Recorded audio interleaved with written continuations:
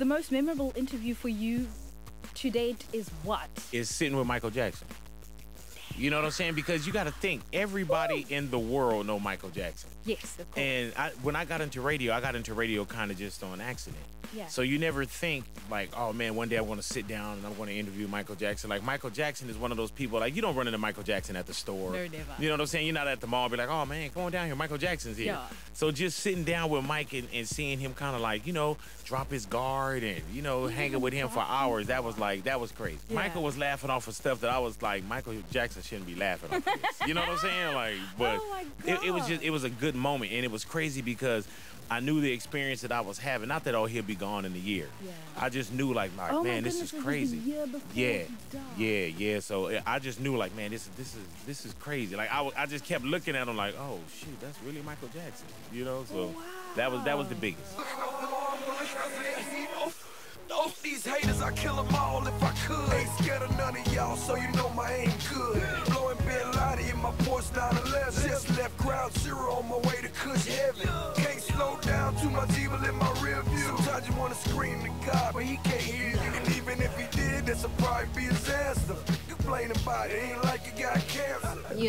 What have been some of the most prominent moments for you in your career, like the best moments where you look back and you're like, I mean, definitely this last album, what I'm saying, was a bit of a break in between, but I was still working. And just to put it out, what I'm saying, do over 250,000 records the first week, and have, 3 #1 singles on one album, that people, didn't know if it was coming out or what, whatever.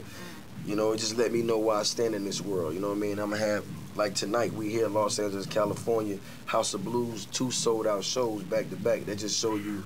you had a line around the block. Yeah, that's for the first show. We still got a whole nother show. So I do the same thing twice. Does it still surprise you though? Nah, not at all. Nah. I mean, It's love. standard procedure. Yeah, it's just a day in the life. You know what I mean? When you represent what I represent, and I wouldn't have it no other way. You know what I mean? I came to work, have fun, play, all in one. So this is what I get my excitement and my enjoyment out of. A lot of cats get to this stage in the game and they don't love it anymore because it becomes work. Yeah. But me, it's a way of life. I would rather do nothing else in this world but this. Yeah. You know what I'm saying? Mm-hmm. Now, Thug Motivation 103, Hustler's Ambition. Yeah. You have some heavy hitters in terms of singles. Like Yeah. everywhere you go, you can't miss a Young Jeezy track. Yeah. But the biggest one that everybody's bumping right now and everybody's just singing along is I Do. Yeah, I do. You got Jeezy, Andre 3000. Yeah. Drake on the remix. Drake on the remix. Yeah. Now, that brings me to, will there be a video? Because Andre 3000 gets cats to be in videos instead y'all know that of all the him way, being there. Y'all know that all the way in Africa. We do, we do. At least y'all know, though. No, it's just, it's one of those things. We've been working at it, you know what I mean? I got it 50-50 there, so we're going to see, you know what I mean? We're going to see. How did you get Jill Scott to rap on a track? I mean, actually, it was Jill's idea. She did it herself. I gave her a concept. I sent her a record. She said it was cool. She said give her a week.